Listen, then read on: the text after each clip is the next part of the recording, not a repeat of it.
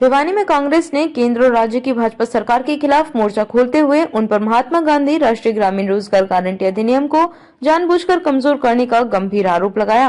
भिवानी के नेकीराम लाइब्रेरी में एक दिन का उपवास रखते हुए भाजपा की मनरेगा का नाम बदलने की योजना का कांग्रेस नेताओं ने विरोध जताया तथा कहा कि भाजपा सरकार न केवल गरीबों का हक छीन रही है बल्कि गांधीवादी विचारधारा को भी मिटाने की साजिश रच रही है।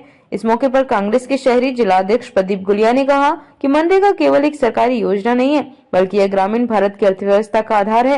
उन्होंने आरोप लगाया कि भाजपा सरकार ने सुनियोजित तरीके से इसके बजट में कटौती की है। उन्होंने स्पष्ट किया कि भाजपा सरकार गरीबों के रोजगार पर हमला कर रही है। कांग्रेस राष्ट्रपिता महात्मा गांधी के मूल्यों और गरीबों के हक की रक्षा के लिए सड़क से संसद तक लड़ाई लड़ेगी। कांग्रेस पार्टी का अगर आप देखें तो अपना प्रदर्शन करने का तरीका ये महात्मा गांधी जी से प्रेरित है। एकदम शांति पूर्वक हम प्रदर्शन करते हैं अपनी बात रखने के लिए, अपनी बात सरकार तक पहुंचाने के लिए, क्योंकि ये सरकार बिना प्रदर्शन के शायद बात नहीं सुनती है। वरना ये बहुत जो कांग्रेस पार्टी की मांगे हैं बहुत आसान सी मांगे हैं, इनको पूरा कर दें तो ना तो कोई किसी को बैठने की जरूरत पड़ेगी कहीं पर, ना बीजेपी को ये बयान देने की जरूरत पड़ेगी कि खामखा में कर रहे हैं ये वो।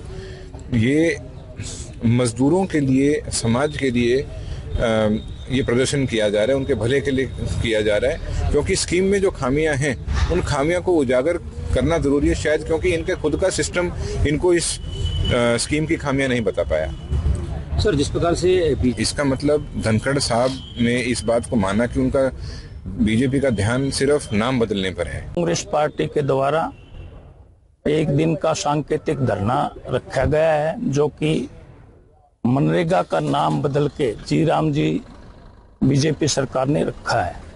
तो इसके संदर्भ में मैं तो ये कहना चाहता हूं कि बीजेपी सरकार केवल नाम बदल पार्टी है।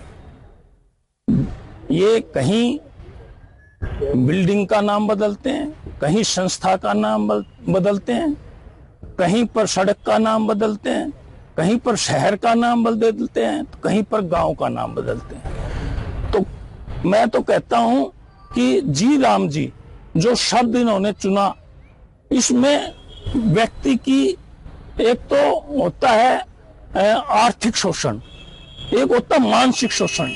ये व्यक्ति, ये जो सरकार है, ये आर्थिक और मानसिक दोनों तरह का शोषण कर रही है, क्योंकि राम जी शब्द है, ये भगवान राम के नाम से व्यक्ति के मानसिक शोषण पर उतरी हुई है, ताकि व्यक्ति राम के नाम से कितना ही ये लोग अन्याय करें उसको सहन कर सके।